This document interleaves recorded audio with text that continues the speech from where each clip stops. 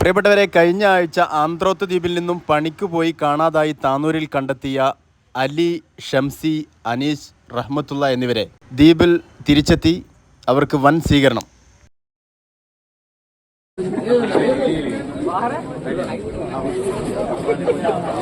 താനൂരിലെ അലിങ്ങൾ സുബൈർക്കയുടെ നേതൃത്വത്തിലുള്ള സ്വബീഹ് വള്ളത്തിലാണ് ഇവരെ തിരിച്ചു കിട്ടിയത്. അവർ സുഗമമായി നാട്ടിൽ തിരിച്ചെത്തി.